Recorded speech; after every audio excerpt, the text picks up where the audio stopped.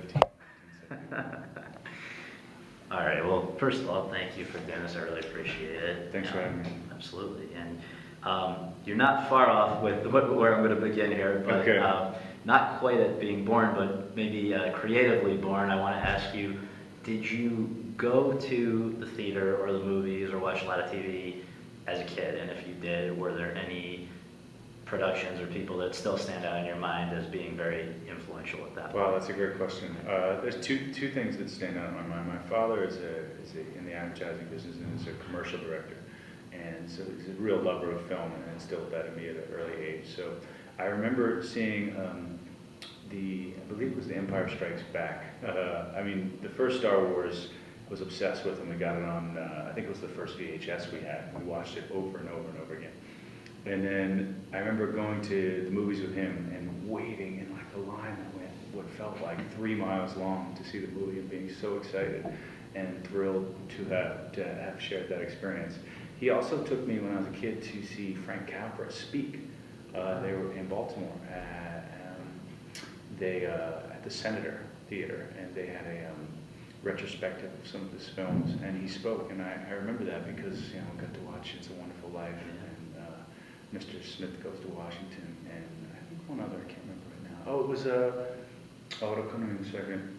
I can't remember the title right now, but that was a great day. And then I would say theater-wise, when I was really young, I saw a production of, I was a teenager, and I used to come up to New York a lot, and I saw a production of Orphans, Kessler play, Steppenwolf production, John Mahoney and Kevin Anderson and Terry Kinney, who I subsequently have worked with and acted for. He directed me in a play at Steppenwolf many years later, and I've acted with him on The Good Wife. So that's kind of a great thing to see things come full circle and people that or whose work really inspired you. But just seeing that production and the beautiful performances in it, the three of those actors, really stayed with me and really solidified for me that I knew I wanted to be an actor and I wanted to act on stage. That was important to me.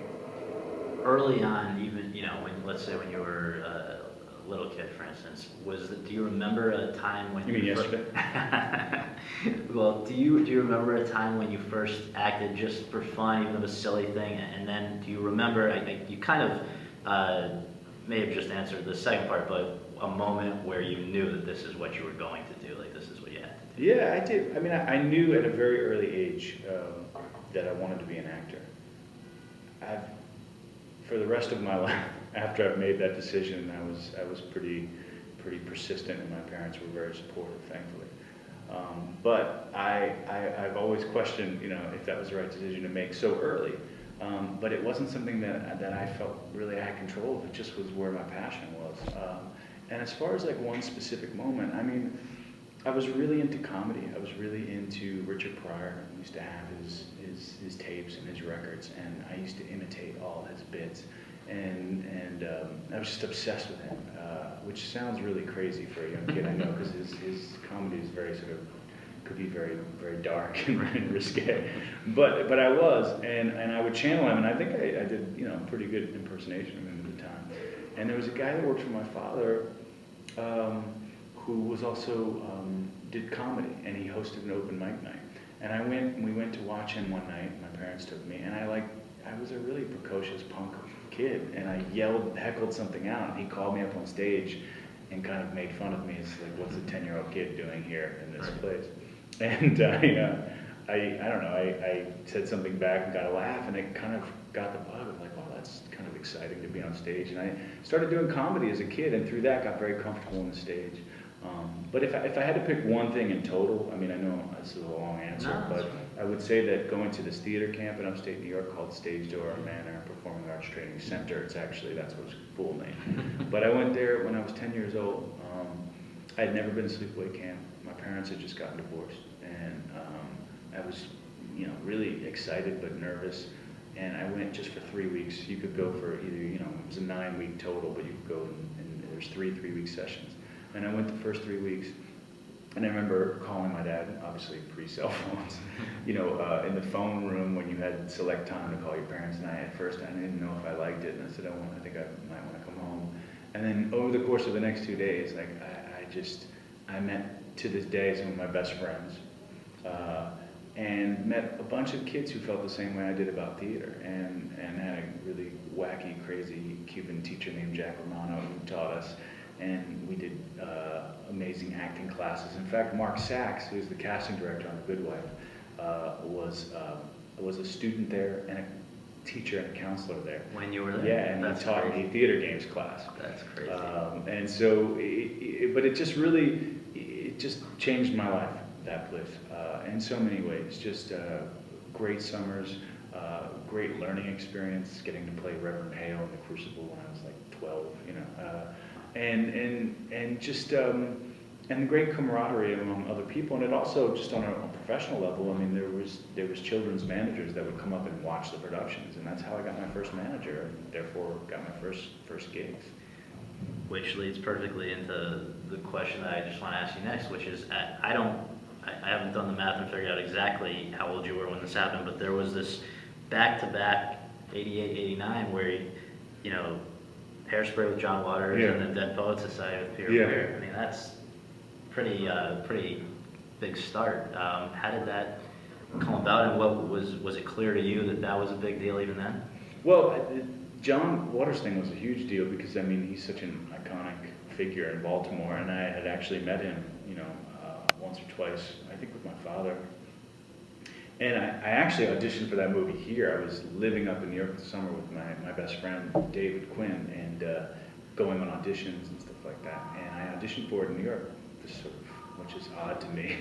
But I did, and yeah, I mean, I was 15. It was a great experience to have that be your first movie. So many fun characters, and to get to work with Divine, and you know, met another really good friend that's still remain friends with today, my buddy John Orfino, who lives in Baltimore.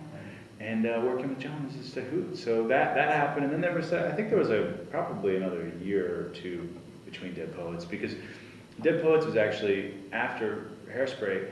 Dead Poets had another incarnation. It was supposed to be made with another director, and I was cast in that, as was Ethan, I think.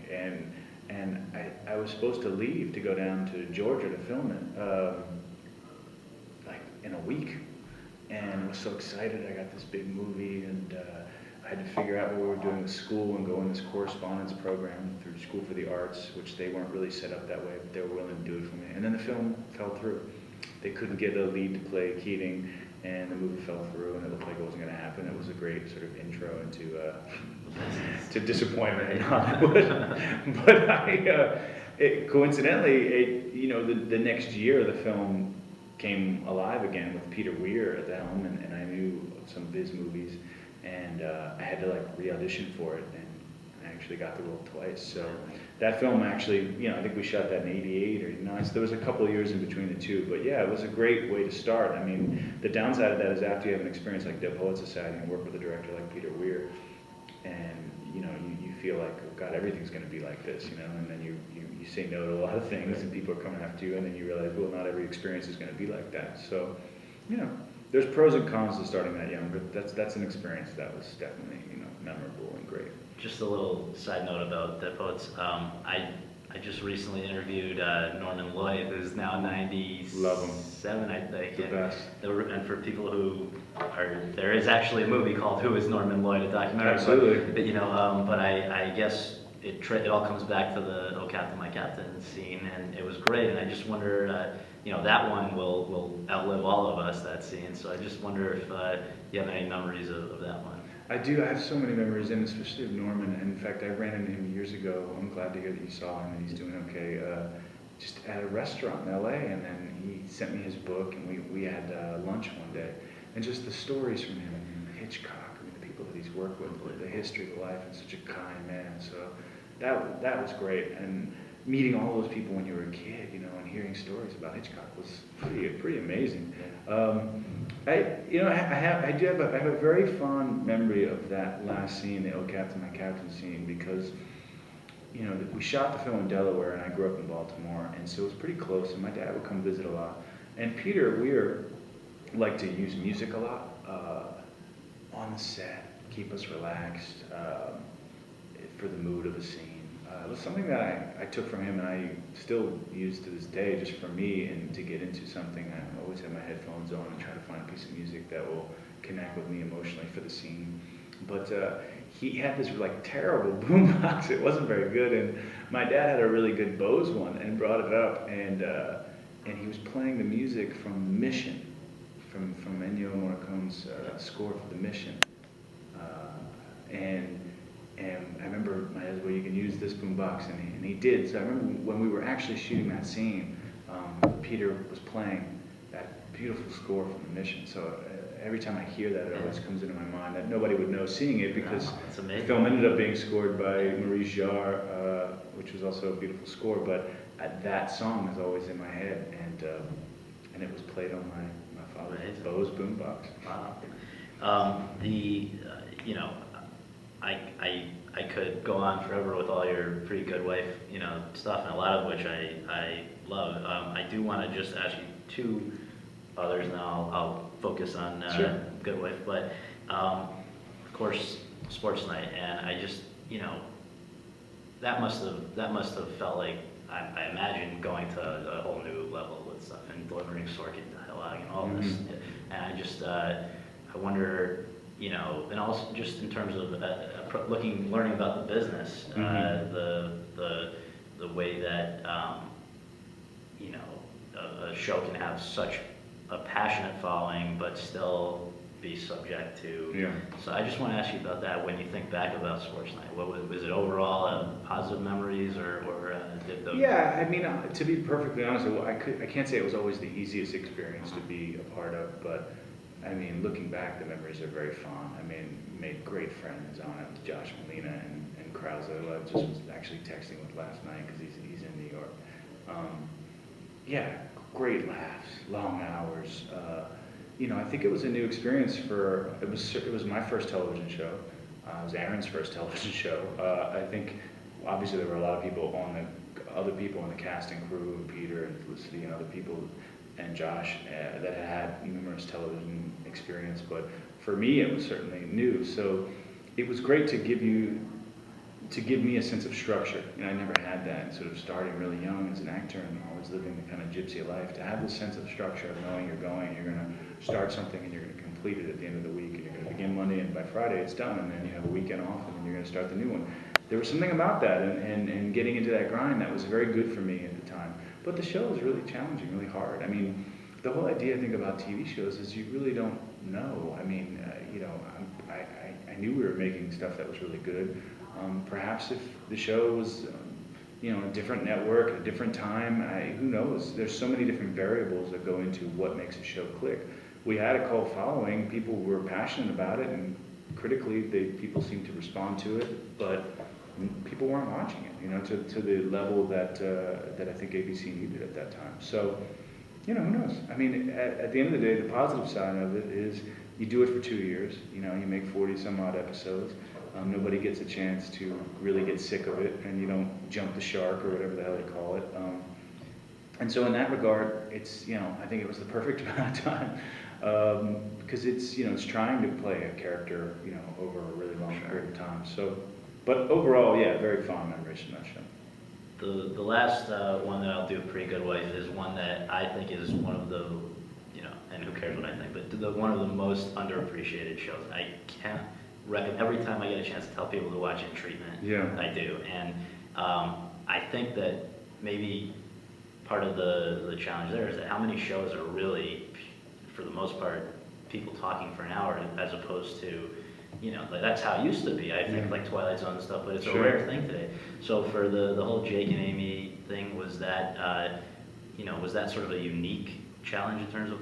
It was very unique. It's unlike anything I've done. It really was as close to doing a play on film as you can. I mean, sometimes you would have, you know, 8, 9, 10-minute takes. I mean, we never would have that in any other experience, really. So it was great. It was a show that, I mean, when I watched the original Israeli version, I was mesmerized by it. I couldn't stop watching it. So when the opportunity came for me to do it, I just felt like for me it was a great experience to be able to really sort of dive into something emotionally and to explore that. You know, therapy is something that's been very important to me in my life, so it was great to sort of look at it and work on the text with Mbeth and with Gabriel and with our directors, and kind of make it our own. Because, you know, it was being adapted from this Israeli show, but we also had the experience of us being sort of people that were going to be in this sort of vessel to create it and help make it our own, you know, and put our stamp on it. So that started with this going like, well, where do I want to go? You know, where do we want to go emotionally? And so I think it was a very challenging thing for me, and it's some of the work on film that I've done that I'm most proud of. So I feel blessed to have been a part of it, and also the fact that it's something that started in Israel, you know, gave me also as a Jew a tremendous sense of pride. To be perfectly frank with you, that there's such great creativity coming out of that country, and a lot of times we don't always hear about that. Right. So that also gave me a real sense of pride. Okay, so here's the question I think probably you get everywhere, but when was the first time that you heard the words "The Good Wife"? How did this first come to your attention? Oh, that's a good question.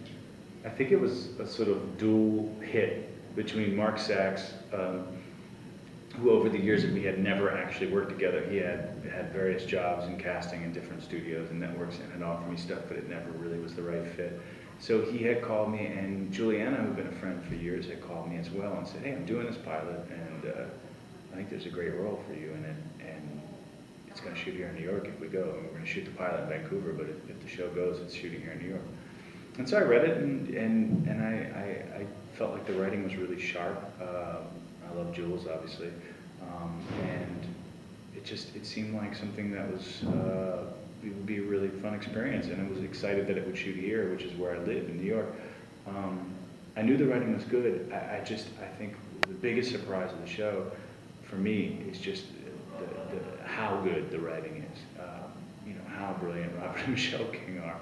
And more than that, because I knew they were talented, obviously, and Robert and I have joked about this. He's like, you didn't know, and I said, well, no, you know, I knew that it was very good, but you don't always know that people are going to be able to sustain it. And I think that's the thing that really impresses me about the show is, you know, we're out there and in some way competing with the shows on cable under a different format, which is the network format, and we're making 22, 23 a year. And for the writers, that's just, I mean, that's so hard. And these guys just keep turning out interesting material and interesting scripts and challenging us. And I hope it continues. I hope they can keep it up, because it's been in that regard truly like one of the best experiences I've had in television, because of the cast, the crew. We're all really close. Great group of crew here in New York, and Robert and Michelle. You know, just brilliant writers, really good people. Lead with a really positive, good ego and a collaborative spirit, which has not always been the case in certain experiences that I've had in television. And I would put their writing, you know, on par with anyone I've worked with. I mean, I think they're that good. And so I see it every day. You know, I know when they got their hands in something and it's handed to us, and just after a certain point when you just don't have to worry about it, you know, and you know that it's just going to be delivered and good. And that's, you know, they have all the respect for me. Did I hear that they work out of LA while you guys are? They do, yeah.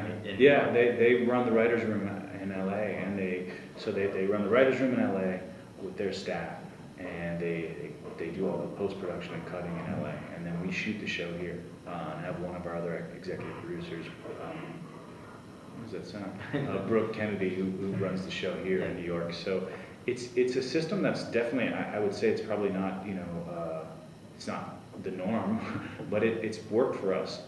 And Robert's directed the last 2 season finales, so, and they come in, you know, throughout the year periodically, and we have our discussions and sort of meetings about where the next arc is going for the next 6 to 8 episodes. And you know, there's really no complaints about it.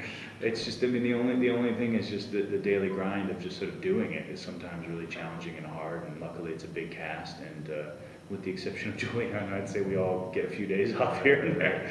Not her, but sometimes she does, but not often.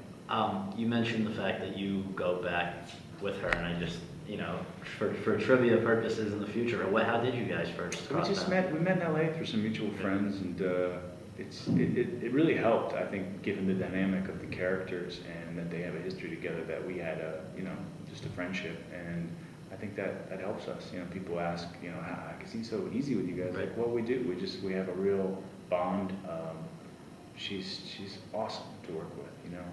It really is, and I've said this in other interviews, but it's so important, and people who would watch this who work in the hour format of television would know the hours just can be crazy, and unlike maybe some cable shows where they have a little longer time off, or a half hour even on a network where you have every fourth week off, or you have a longer hiatus, we're working over 9 months out of the year. I'm thrilled to be able to say that. It's not a complaint, but it is very difficult, and who you work with is very important. So Juliana, as the sort of lead of the show and the heroine of the show, it's just makes things go so much smoother because she really is concerned about other people. She's also a producer, is that right? Yes, she is now. She is a producer. Wow. You mentioned this whole cable network dynamic, which is it's a great point, because when you think about it, I did make a couple. I wanted to ask you about this. So for the network shows, like you're saying, for you guys, the first 2 seasons, I think, were 23 episodes. This year, 22. This last year, 22, yeah. This year will be 22 as well. As well, okay. Yeah. And yet, well, first of all, let's state the fact that you guys are the last network show that gets nominated for Best Drama Series. There's the last hope of network. And yet you have to compete. You're put up in a category with shows that don't have the restrictions of what they can show and say, that in many cases aren't an hour, at least not necessarily the ones that get nominated, those tend to be, and then also just the idea that, the episodes, some of these shows are 8 to 12 episodes a season, which must be like unfathomable. Yeah. So I just wonder, some people say that they should, it's only fair to put these kinds of shows even in separate categories, whether it's for, analysis or awards or whatever. Do you feel like that it's great at this point we need to adapt to the reality that premium cable is so different? I don't know. It's a really good question, but I don't know that I feel like I don't know how to answer it, because I don't know that it needs to be in different categories, but I think it's it's good that it gets addressed, only because but at the same time, it's like these are the parameters. Like, it's not like I thought we were going in to do a given show. I felt like the show had a really good shot to be good, given that the writing was good and the people involved. But what I like about Robert and Michelle and how they approach the show is they work within the format, and I feel like I, as a sort of good soldier, just try to do the same thing to help them tell the stories that they want to tell, which is, this is the format we're in, and I also think what the show does nicely, if I can compliment them again, is it, it doesn't lose sight of the entertainment value of the show. I think there's drama in the show, there's comedy, there's sort of, satire at times. They stay very current, but they're always trying to find a different angle, and the way they weave the stories, I think, always keeps in mind the sense of really like that we are here to entertain people, to watch them and have them enjoy it. And I kind of marvel at how they're able to do that. So. Are they sort of, is the script a sacred text, or do you guys have the option, if you see an opportunity, to maybe improvise something or to do? Look, sometimes things just happen and come out, or if there's an issue with the line, we discuss it with them, and they're very collaborative in their spirit in that regard. They're not precious about every little word at all. But most of the time, I would say, there are exceptions where that happens, and there's dialogue, and they usually want to listen. They know that we're there inhabiting the characters, and as much as we're inspired by what they give us, they're inspired by what the actors bring, and sometimes affects how they write. So I think they want to hear that, and there's a really good give and take to that. But most of the time, part of what I'm trying to tell you is that it's so impressive that I don't feel the need to do that. There's a few moments here where I feel like, okay, well, maybe this scene or the way that he's saying this, and there's a discussion, but more often than not, I very rarely have that issue, which is kind of amazing. So. The next quick batch of things I wanted to ask you'd probably be correct to tell me, well, don't why are you asking me, go bother the Kings about this, but I do want to ask you just about why Will is the way Will is. So, to begin with, or at least your interpretation, because that's just as important as what they've written in terms of what we see. why do you think he got into the law? And connected to that, why do you think he, not unlike some of the other characters in the show, pursued his career so single-mindedly that now he kind of wakes up and sees that there's not much outside of that in his life? Yeah. I mean, it's I mean, great question, Scott. I really do think that's a good question. I think he got into the law. I think he is, what we've seen, particularly this season, is that Will is a gambler. I mean, literally, figuratively. I mean, it's in his genetic makeup. He likes the rush of it, the adrenaline of it. And he's utilized it, I think, quite brilliantly in his career, for his firm, for his clients. And, is not afraid to sort of cut corners to get things done. And it's served him well in business, but you're right, it hasn't served him well in his personal life. And I think this past season we really got to see him pay a real price for, what he's chosen to focus on in his life and what he's ignored. And in the sense of you picking up that there's a lot of characters like that in the show, is something that I feel as well. And I think I may have even talked to Robert and Michelle about it, and I'm not sure how they feel about it, but for me, I just speak from my own opinion, I do feel like there is this sort of collective sense of sort of, family gets created on a show, but there is this sense of there's a lot of lonely characters in the show if you really look at it. Even people that you could say is married. I mean, you could make an argument that Alicia was lonely for a while. Christine's character, Diane, one could say that about Kalinda. You could say it about Carrie. You could say it about Will, certainly. So I think there's something really interesting about that, of exploring that in today's America and work. But no, it's that's just my opinion. I appreciate the answer. It's very interesting, and I guess the next one along those lines is just everybody, as you remarks upon this great chemistry that exists between Will and Alicia, or you and Juliana, and again, not everybody is a method actor and has to have a similar experience or whatever to be convincing, but is that something that you can relate to, this idea of the one that kind of got away, or that's always still there? Because I asked because I read you in another interview kind of talked about this idea that while a lot of the audience, I think, sees them as really rooting for them to be together. Some don't. Some don't. Right? Exactly. I think if you were pleasing everybody, you were doing something wrong. Right. I've sort of echoed that, my own opinions about that to Robert. I'm like, if everybody's liking it, and I try not to read a lot of stuff online about it, but if everybody's liking it, something's wrong. I mean, you kind of want people to feel differently about it. I think that means you're kind of stirring something up. So I'm sorry, your question is? No, I just that, is there a way in terms of Will's feelings towards Alicia with this whole past they've had, again, the idea that this is the one that got away, but yet maybe it's never quite gone, there's always that possibility. Do you bring to that any sort of, can you personally relate to that kind of an idea?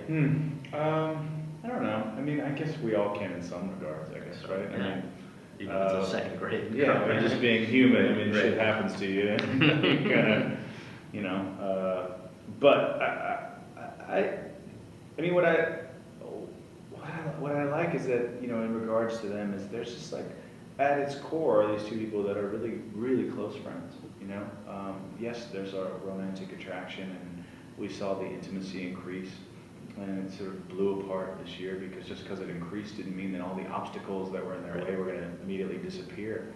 And there's many reasons that they shouldn't be together. He is her boss. She has a family. It's difficult. And then there's still this pool that's still there. And I think on there is this sort of tragic component to it, because I think Will, because specifically to relate to what you were saying earlier, has put a lot of things aside in his emotional life, and having her character come back, and he sort of extended, this sort of this life vest to her in the beginning of the show, as sort of like, here's a job, because she'd been, out of practicing law for a while. And I think having her sort of come back into the orbit, his orbit, I think, reawaken his passion for the law a bit. It reawakened his emotional feelings that maybe he had sort of put down a little bit. So I think it's tougher for him, obviously, and I think in a perfect time where everything was sort of equal, maybe they would be together. But I think there is this sort of quality where it's just, you know, it's meeting each other at the wrong time, you know, and. So I don't know. I find a lot of complexity to that, and I think that it's fun to play. It's fun to play because they switched it up this year in a good way, and I think the ultimate thing that you'll see, and that you maybe saw a little bit towards the end of the season, is in that final scene between them and the elevator. I think was just this sort of, you know, where their relationship shifting to now is just like a deeper place. You know, it's not romantic, but it's in an odd way maybe more enduring because it's deeper. So I like that, and it'd be interesting to see where they go with that. Last part of that, I promise. Yeah, no This problem. is I don't mean to badger about it, but I guess this because that is so much of the focus of the show, the Will Alicia dynamic. Do you have a personal suspicion of what will become of them, and do you have a personal preference of what would become of them? I don't really have a personal preference. I'm not trying to be coy or anything. I don't. You know, look, this is the show. You know, television is the writer's medium. You know, this is Robert and Michelle's show. This is their creation, and obviously we collaborate with them on characters. And as I told you, they're very collaborative. But it's, you know, they know where they want to take it. And maybe they don't know everything, but they're figuring things out each year as things evolve and based on what they see. But I don't know. I mean, I never envisioned that the two of them are necessarily the end game where they sort of, you know, walk off into the sunset. Right. And I think, you know, the Kings seemed very wary of wanting to get into that sort of situation where some shows do, where will they, won't they, will they, won't they. And yes, there's tension between the characters at times, but I also think that it gets shifting into a different place. So. I don't, to answer your question, I don't know, and I'm happy to just be surprised by it. People, and this is just the last two things I won't bother you with, but people have rightly noted the fact that aside from the cast that's the core of this cast, which is unbelievable, you also have this revolving door of guest actors that is unparalleled, I think, on any other show. And I guess. Can you comment on, you know, do any of these guys stand out in your memory as being particularly fun to work with, but also what does that do on a set to have a constant flow of fresh, great talent coming through? It's amazing. It's one of the perks of the job. I mean, you know, you read the script and the next thing you look to is to see who's coming to play with you for the week. And there are people that I've worked with here in New York on film, on a play, people who I just haven't worked with but just have admired over the years. And it's continually amazing to me that they're able to juggle it, because, you know, what a lot of people don't see scenes is a lot of that has to be done based on different people's schedule and how it works with our schedule on the show. So there's a whole song and dance that goes on that not everybody's aware of, and that's a real credit to, you know, Mark Sachs, our casting director, just sort of helping juggle that, and our producers and our ADs and everything that goes on. But as far as on a just pure acting level, I'd hesitate to name anyone in particular, but, you know, because there's so many, and some are friends, and I hate sort of feeling like I'm leaving people out by mentioning other people, but I love it. I mean, it's just, we have some of the greatest actors in the world here in the city, and you know, actors want to act, they want to do good stuff, and I think the writing on this show is really what draws people. And the fact that we have a good cast, and people know that it's a fun set to come on to. I mean, I think everyone on the show takes it work really seriously, but try to keep it really light, and are very welcoming to guest actors, and that's something that I've sort of, has been relayed to me, that actors that come and then, you know, leave the show usually have a really good experience. So, and that's something that, you know, I know Jules feels that way, and I do as well, just as a regular on a show. You know, it's like you're a host, you know, inviting people in particular, like your actor brothers and sisters, where it's really hard to come in sometimes, and you've got to, you know, lay down this page-and-a-half scene, and where you got to speak for, you know, half a page on the witness stand, and really just try to make sure that they're comfortable and relaxed, and, you know, where the best work can be produced. But I feel really lucky with a lot of the actors I get to work with on the show, both in the regular cast and then the guest cast. Last question, which I was tempted to borrow from Howard Lyman, his Desert Island. Howard Lyman. Oh man, that was some funny stuff. But really, I guess just the last question is just the outlook for the future. You're coming off,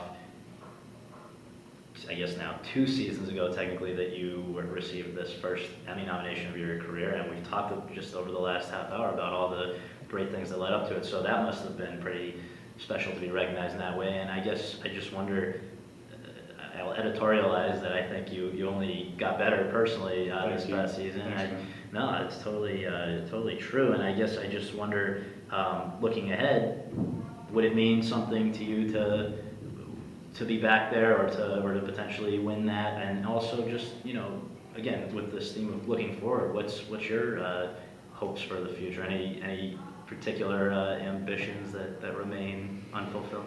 Well, I honestly, it was a great honor to be nominated for the show, because I feel so blessed to work on it and work with these people.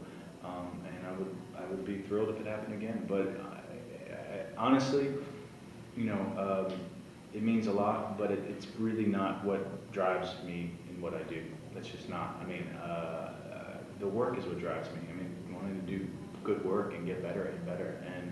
And I feel like, this last season I did some work that I was really proud of. And so, that's not always easy for me to say. So I have no idea if it's the kind of work that inspires people to nominate you or not. If there's one particular episode where people sort of, I don't know, but over the course of the season, there's stuff that I watch with a lens that is filled with rage and self-doubt that sometimes has gotten through, where I feel like I had some moments that I was proud of. And that's really what I'm striving to do, is just get better, get better. It's such a great way, while all the things I've said where it's challenging to work on the show on the network schedule, the great thing is it really keeps your kind of muscles in shape, your acting muscles, because you're just constantly working in it. You're trying scenes, and you don't always have the time that you would like to have to prepare. And what that forces you to do is be much more instinctive and really get to the heart of what the scene's about and what you want to accomplish and what the scene's trying to say. And I kind of like that sometimes. It takes a little bit of the fussiness away. It's really, kind of workmanlike. And I like that. So I don't know. Right now I feel good. We just, we're about to start in a couple weeks on season 4. That's it. Well, thank you so much. I love the show. I can't wait to see it come back. Thanks, man. Appreciate it. Great talking to you. You too.